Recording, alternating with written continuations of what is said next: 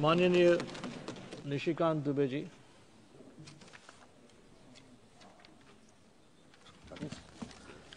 धन्यवाद सभापति महोदय। माननीय स्पीकर साहब ने एक डायरेक्शन दिया 115(1) में और ये कहा सभापति महोदय लीडर ऑफ द अपोजिशन को कि जब आप कोई चीज बोल रहे हैं तो उसको ऑथेंटिकेट करिए। और उनके 6 ऐसे पॉइंट हैं राष्ट्रपति अभिभाषण में जिसके समर्थन में मैं बोलने के लिए खड़ा हुआ हूं, जिसमें मुझे लगता है कि इस पूरे पार्लियामेंट का जो एक उद्देश्य है बनने का, जो कॉल एंड सगदर कहता है कि लीडर ऑफ द अपोजिशन वैसा होना चाहिए जिसको पार्लियामेंट्री स्किल के बारे में, रूल के बारे में, कंट्री के बारे में, देश के प्रधानमंत्री के बारे में, देश की स्वतंत्रता के बारे में, सॉवरेनिटी के बारे में पूरी जानकारी होनी चाहिए। और मैं बड़े ही दुखी मन से यह बात बोलने जा रहा हूं कि वर्षों बाद ये चौथा मेरा टर्म है। इस चौथे टर्म में मुझे पहली बार एक ऐसा लीडर ऑफ द अपोजिशन दिखाई दे रहा है जो दुनिया में भारत कैसे कमजोर हो, देश के कैसे टुकड़े हो, किस तरह की विदेशी ताकतों के साथ मिलकर यहां की सोसाइटी को बरगलाया जाए, गलत बयानी किया जाए। और इस पार्लियामेंट में 105 जो हमको मिला हुआ अधिकार आर्टिकल 105 में फ्री एंड फेयर डिस्कशन का, उस फोरम का मिसयूज करके पूरे देश को गुमराह किया जाए। इसीलिए आपके माध्यम से मेरा विपक्ष के नेता पर आरोप भी है और उनको चैलेंज भी है और आपसे आग्रह भी है सभापति महोदय कि मैं जितनी बातें कह रहा हूं उस सबको मैं ऑथेंटिकेट करूंगा। और यदि राहुल गांधी जी में, लीडर ऑफ द अपोजिशन में हिम्मत है तो वो सारी बातों को ऑथेंटिकेट करें, नहीं तो वो फ्लोर ऑफ द हाउस इस्तीफा दें। सबसे पहला सवाल, उन्होंने 6 ऐसे पॉइंट के, मैं 6 विषय पर जो है आपके सामने और पूरे देश को ये बताना चाहता हूं। सबसे पहले उन्होंने कहा कि this phone is not made in India, this phone is assembled in India. और ऐसे करके जो है उन्होंने फोन दिखाया सर, ये फोन ऐसे दिखाया सर। अब आप समझिए सर, अपने दिल से जानिए पराये दिल का हाल। कांग्रेस ने इस देश को किस तरह से विदेशियों के हाथ गिरवी रख दिया, ये मैं कहानी बताना चाहता हूं। ये मैं पेपर लेकर आया हूं सभापति महोदय। ये ITA 1 जब चिदंबरम इस देश के वित्त मंत्री थे, चिदंबरम जी इस देश के कॉमर्स मिनिस्टर थे, 96-97 में इंटरनेशनल टेलीकॉम एग्रीमेंट ITA 1, ये पूरे देश को जानने का सवाल है। ITA 1 में उस वक्त केवल 14 कंट्री सिग्नेटरी थे। पूरी दुनिया में 195 कंट्री है। चाइना उस सिग्नेटरी नहीं था, उसका पार्ट नहीं था। लेकिन इस देश को बेचने के लिए जो सॉफ्टवेयर, हार्डवेयर, इलेक्ट्रॉनिक्स, टॉयज, ये सब जो पूरी दुनिया में बनाते थे मैन्युफैक्चरर, यूरोपियन यूनियन के दबाव में इस सरकार ने और उस तत्कालीन वित्त मंत्री ने पैसे लेकर उस एग्रीमेंट को साइन कर लिया। और क्या साइन कर लिया ITA 1? कहा कि कोई भी कंपोनेंट आप लेकर आ जाओ, कोई भी कंपोनेंट हार्डवेयर का, इलेक्ट्रॉनिक का, टॉय का, कोई भी लेकर आ जाओ, 0% ड्यूटी लगेगी, 0% ड्यूटी।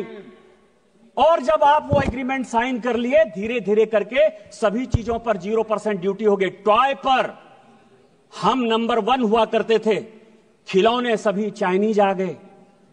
जो ये मोबाइल है, ये मोबाइल चाइनीज आ गया, इसके जो इक्विपमेंट है वो चाइनीज आ गए। आपने जब देश को बेच दिया, संजोग से ये पीयूष गोयल जी आ गए, कॉमर्स मिनिस्टर हैं, तो रोपा पेड़ बबूल का आम कहां से हो? आपने देश को बेच दिया, गिरवी रख दिया।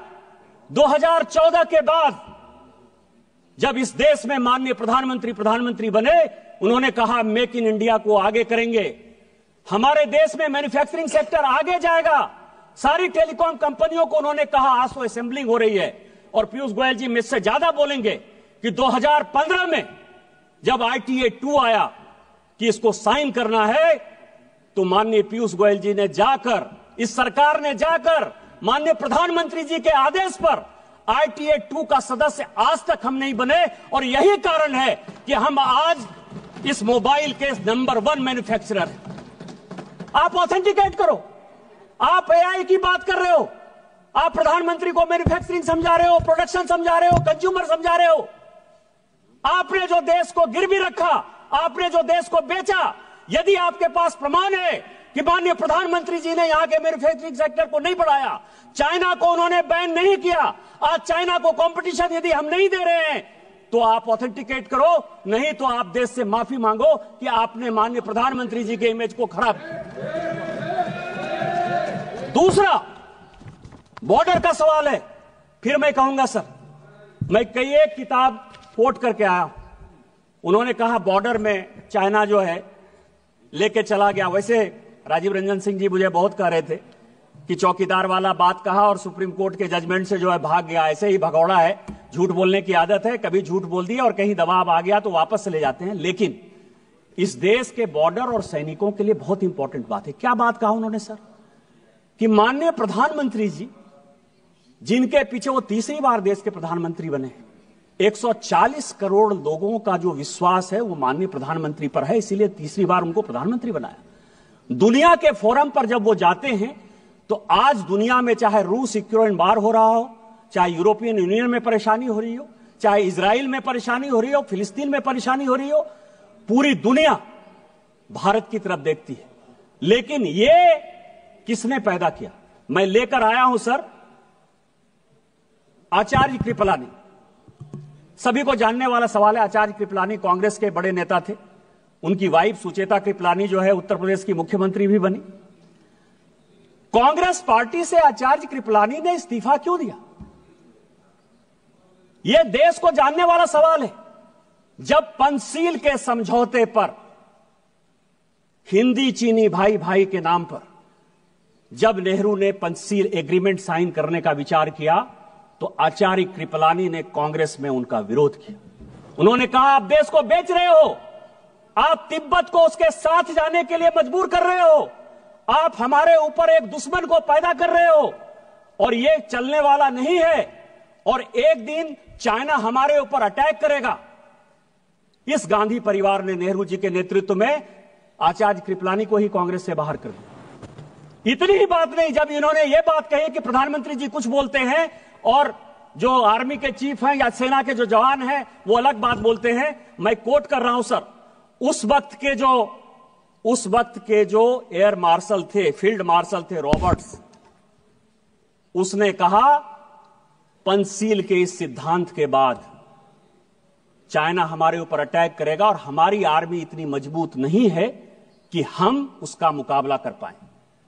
जब यह स्टेटमेंट बाहर आया, इसी फ्लोर पर नेहरू जी ने कहा कि आर्मी के जो लोग हैं वो गलत बयानी कर रहे हैं, मुझे अपने देश पर भरोसा है और मेरे पास इतनी सेना की ताकत है कि हम किसी भी देश का मुकाबला कर सकते हैं, चाइना क्या बात है।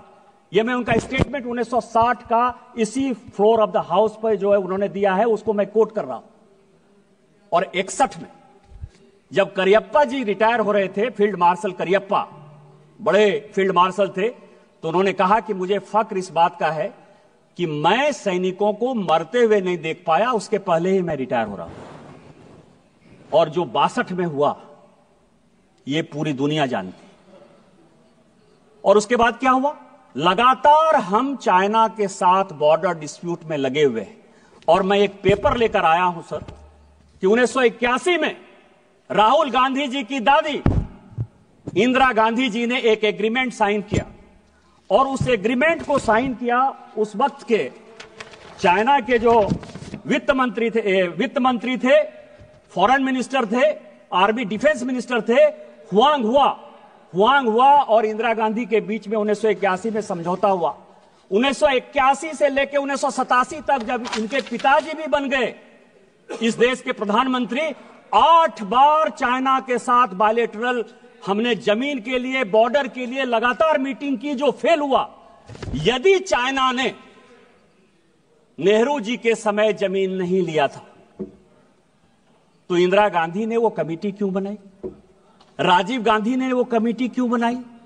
8 बार आपने उसकी 81 से लेकर 87 तक मीटिंग क्यों की? आप चाइना को पूरा का पूरा अक्साई चीन से लेकर पाकिस्तान जो आपने बनाया उस पर नहीं जाता। आपने सेना को घुसने दिया, आप लद्दाख तक पहुंच गए, आप अरुणाचल तक पहुंच गए, आपने तिब्बत को देकर हमारे माथे पर चाइना को बैठा दिया। आज माननीय प्रधानमंत्री जी के कारण एक बॉर्डर का डिस्प्यूट रिजॉल्व होता हुआ नजर आ रहा है। माननीय जयशंकर जी ने यही बयान दिया कि वो हमारे साथ बायलैटरल टॉक में है और जहां जो लाइन ऑफ एक्चुअल कंट्रोल था वहां पर दोनों सेना चली गई है।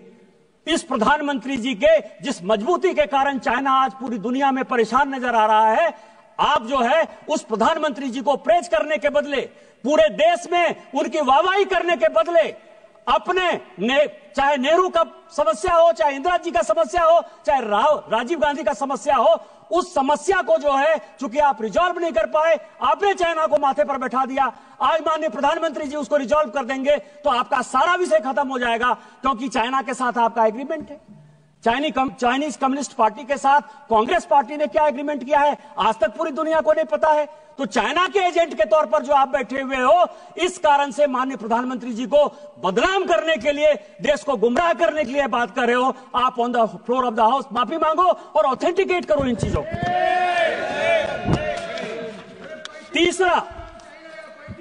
तीसरा बात उन्होंने कहा सर जयशंकर जी के बारे में, अमेरिका के बारे में, कि हम जो है, जयशंकर जी लगातार जाते रहे कि माननीय प्रधानमंत्री जी कैसे जो है ट्रंप से मिलेंगे।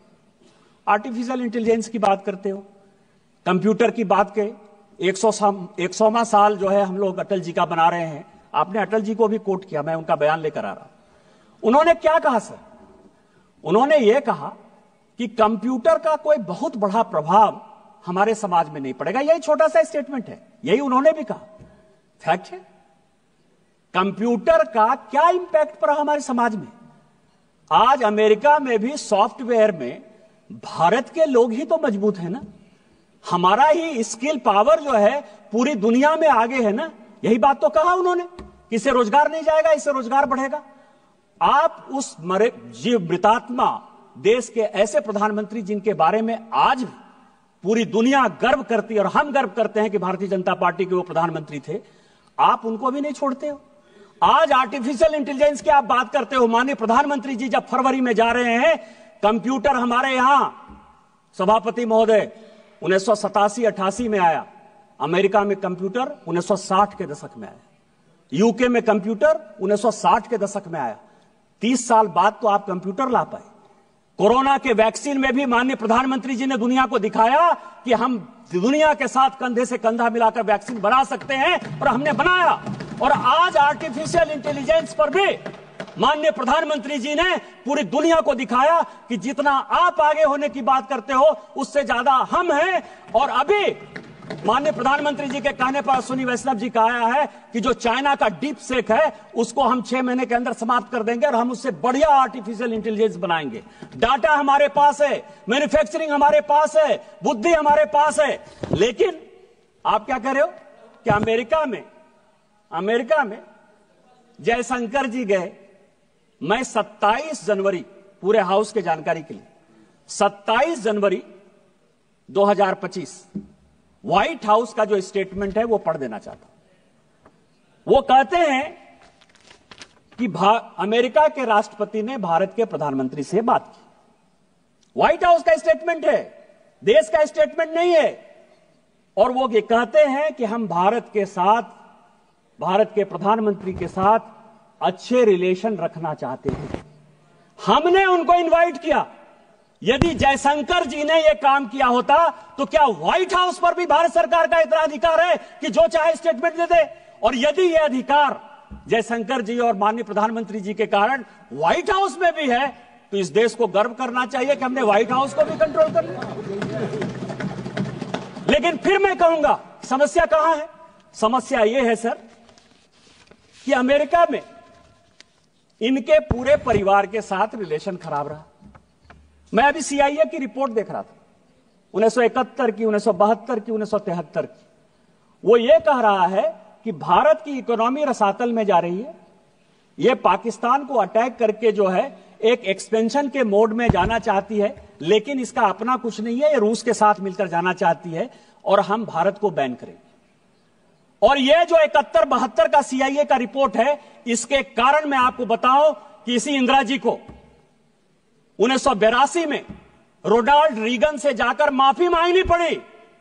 आप उस परिवार के आदमी हो, वो देश के प्रधानमंत्री। मैं नहीं बोलना चाहता था, मुंह नहीं खोलवाना चाहता था मैं, लेकिन 1982 में इंदिरा जी ने अमेरिका जाकर रोनाल्ड रीगन से माफी मांगी कि जो हो गया सो हो गया, हमको माफ कर दीजिए। और हम देश को, एक वो देश था और आज माननीय प्रधानमंत्री जी के नेतृत्व में यह देश है कि ट्रंप खुद से फोन करते हैं और ट्रंप व्हाइट हाउस में पूरा बताते हैं कि हमने उनको बुलाया है, हम उनके साथ अच्छा रिलेशन रखना चाहते हैं।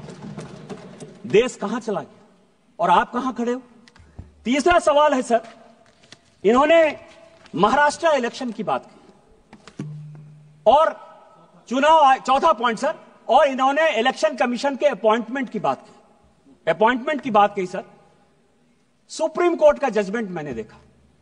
सुप्रीम कोर्ट के जजमेंट ने कहा कि जो इलेक्शन कमीशन का जो अपॉइंटमेंट है वो ट्रांसपेरेंट नहीं है। ये आज सुप्रीम कोर्ट में केस हुआ तो ये जजमेंट आया और ये भी कहा कि ये जजमेंट मैं टेम्पोररी दे रहा हूं, लेकिन पार्लियामेंट को ही अधिकार है कि कानून बनाए। कैसे बनाना है, इसी पार्लियामेंट ने पास किया कि कौन कौन लोग होंगे और इलेक्शन कमीशन का अपॉइंटमेंट कैसे होगा, बनाया सर। लेकिन मैं जो महत्वपूर्ण बात कह रहा हूं कि चुनाव आयोग पर इतना आरोप आप लगा दिए। MS गिल चुनाव आयुक्त थे, मुख्य चुनाव आयुक्त थे, रिटायर हुए सर, कांग्रेस पार्टी के सदस्य हो गए, राज्यसभा से मेंबर हो गए और देश के मंत्री हो गए स्पोर्ट्स के। नवीन चावला सर, नवीन चावला, अब उनको मैं श्रद्धांजलि देता हूं, अभी उनकी डेथ हुई, लेकिन पूरी दुनिया जानती है कि जो विदेशी लॉबी है, मदर टेरेसा पर बहुत अच्छा बुक लिखा उन्होंने सर, और जो वो लॉबी सोरेस के साथ जो लॉबी गांधी परिवार को मदद करती है और जो देश के टुकड़े टुकड़े करना चाहती है, उस लॉबी के सबसे बड़े समर्थक थे। उस नवीन चावला को आपने, जो सेक्रेटरी एमपैनल नहीं था, जानकारी के लिए, उसको जबरदस्ती सेक्रेटरी एमपैनल कराया और सीधा चीफ इलेक्शन कमिश्नर बना दिया। आज यदि सुप्रीम कोर्ट के आदेश के बाद हम कानून चेंज करके लेकर आए और उसमें आप भी बैठोगे, पैनल हम देंगे, तो इसके पहले तो आपने कभी लीडर ऑफ द अपोजिशन को नहीं पूछा। जब तक 2014 तक सरकार रही, मैं राहुल गांधी जी, पूरी कांग्रेस पार्टी और पूरे विपक्ष को चैलेंज करता हूं कि आपने इलेक्शन कमिश्नर के अपॉइंटमेंट में, चीफ इलेक्शन कमिश्नर के अपॉइंटमेंट में एक बार भी किसी विपक्ष के आदमी से कंसल्ट किया है? आजादी के 1950 से लेकर 2014 तक आप अपने चपरासी को, अपरासी को, कार्यकर्ता को, जिसको आपने चाहा जो है इलेक्शन कमिश्नर बना दिया। 100 चूहे खाकर बिल्ली चली हज को। आज हम ट्रांसपेरेंसी के साथ आगे बढ़ रहे हैं और उसके बाद आप चुनाव पे जो ताकतें ऐसी हैं जो भारत की डेमोक्रेसी को कमजोर करना चाहती हैं, उन ताकतों के साथ मिलकर आपने जो है पूरा का पूरा महाराष्ट्र इलेक्शन का जो है हिसाब किताब दे दिया। मैं कुछ सीटें लेकर आया हूं सभापति महोदय, बस 2-4 मिनट में खत्म कर दूंगा। स्पीकर महोदय, एक ही सेकंड केवल 2 मिनट। नहीं, आप बैठिए, फिर आपको अच्छा, एक ही सेकंड। हाँ, इस महत्वपूर्ण चर्चा पर लंबी सूची है, इसीलिए सभा की अनुमति हो तो सभा की कार्यवाही 11 बजे तक बढ़ा दी जाए। बोलिए सभापति महोदय, महाराष्ट्र इलेक्शन में सभी ईवीएम पर आ जाइए, ईवीएम पर आ जाइए। ईवीएम किसने लाया? हम लेकर आए ईवीएम। मैं जब 2009 में पहली बार सांसद बना तो ईवीएम से ही जीत कर आया। आपकी सरकार बन गई ईवीएम, इसका मतलब कि आप चोरी कर देते ईवीएम में? आप बताओ देश को कि ईवीएम जो है मैनिपुलेट होता है। नवीन चावला के माध्यम से हमने मैनिपुलेट कर लिया, MS गिल के माध्यम से हमने मैनिपुलेट कर लिया। माफी मांगो, और यदि आप ये माफी मांगते हो तो शायद इसके बारे में माननीय प्रधानमंत्री जी चर्चा कर सकते हैं। ईवीएम तो आप ही लेकर आए हो। लेकिन जो आपने जनता के मन में डेमोक्रेसी के खिलाफ, महाराष्ट्र के रिजल्ट के खिलाफ, महाराष्ट्र की जनता को जो आपने उसका अपमान किया, उस मैंडेट का अपमान किया, उसका कौन हिसाब किताब देगा? मैं केवल कुछ सीटें पढ़ना चाहता हूं सभापति महोदय। अकोला वेस्ट 18,000 वोट पड़ा, ठीक है, आपकी बात मैंने मान लिया। 1,000 से लेके 70,000 तक वोट जो है किसी किसी विधानसभा में बढ़ा है। अकोला वेस्ट 18,000 वोट पड़ा, बढ़ा, जीती कौन? कांग्रेस। नागपुर वेस्ट 22,000 वोट बढ़ा, जीता कौन? कांग्रेस। नागपुर नॉर्थ 23,000 वोट बढ़ा, जीता कौन? कांग्रेस। यवतमाल 13,000 वोट बढ़ा, जीता कौन? कांग्रेस। मालेगांव 40,000 वोट बढ़ा, जीते कौन? ओवैसी साहब की पार्टी।